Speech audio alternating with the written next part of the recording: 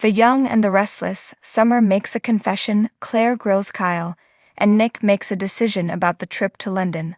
Summer bumps into Phyllis at the athletic club, and is startled to hear her mother say she's headed for Sharon's, and that she managed to say this without any snark. Phyllis explains that Chance wants to speak to the two of them. She's hoping that he has found a way to resolve this kidnapping issue. As Phyllis fidgets, she admits she's still having nightmares and is angry. She's used to bouncing back from worse things, but the mind games involved in this were awful. It hurts that someone got off on her and Sharon squirming. They could be watching her right now.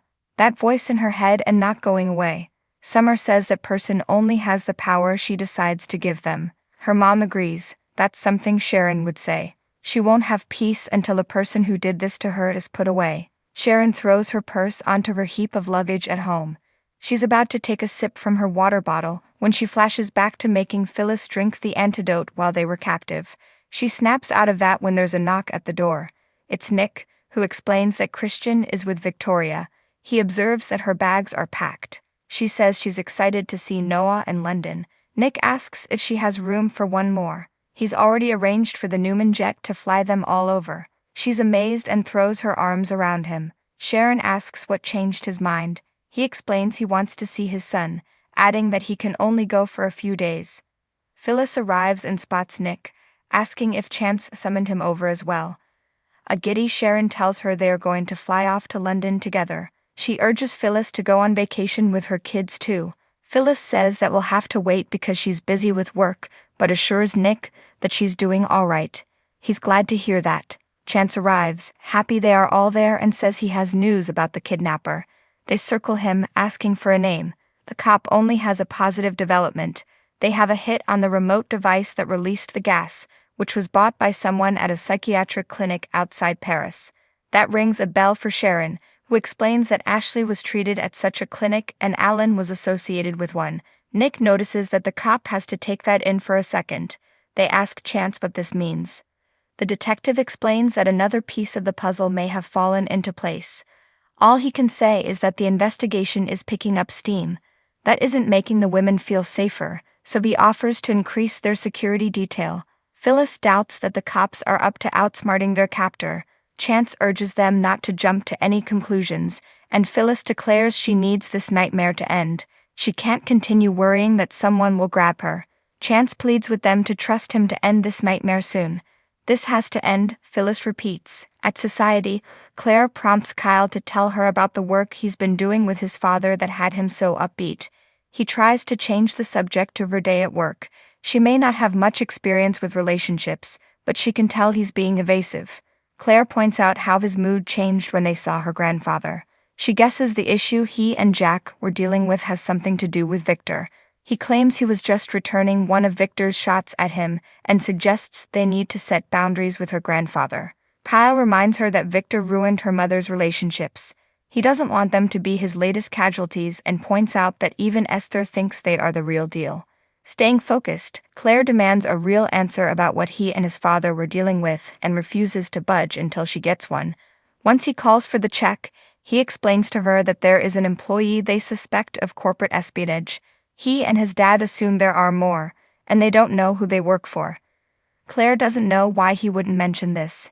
He didn't want her leaping to conclusions. She says she may have overreacted. Kyle wants to put Victor and work out of their minds and suggests they head to the lounge for a nightcap. As Kyle and Claire leave, Summer walks in and gets an eyeful of them giggling.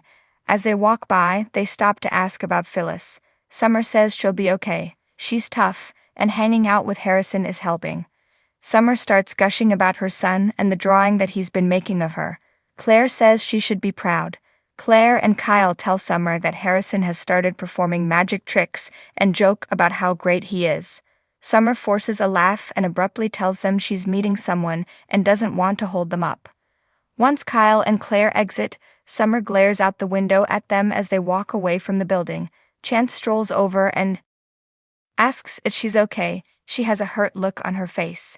She waves it off, and they get a table.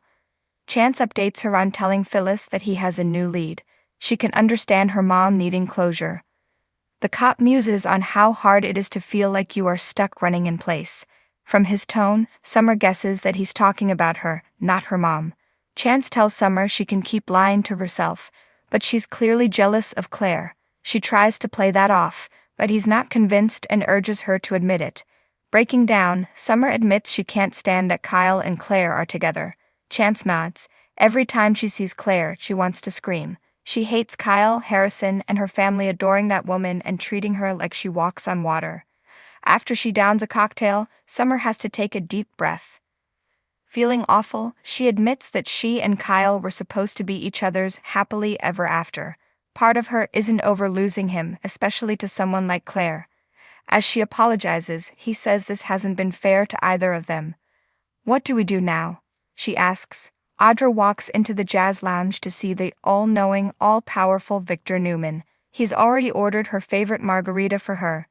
After she takes a sip, she reminds him she can walk away at any moment. He's aware and even points out the exit.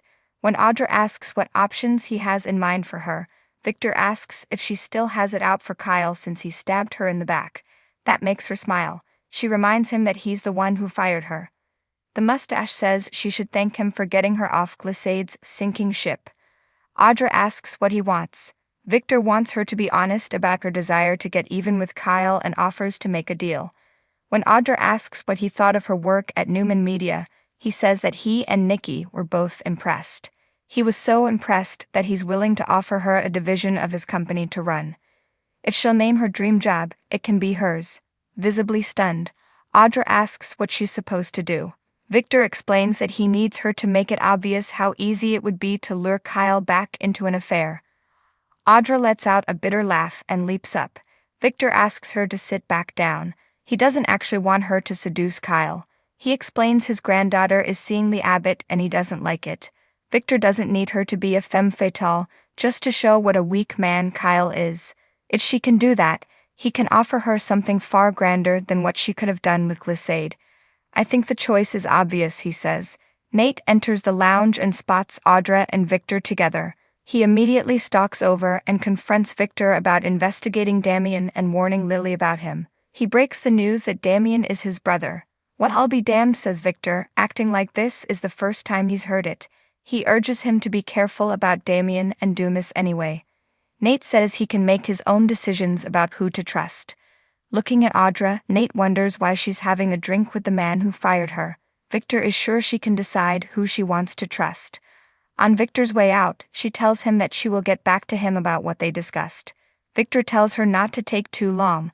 Once he's gone, Audra walks to the bar. Nate follows and asks what that was all about.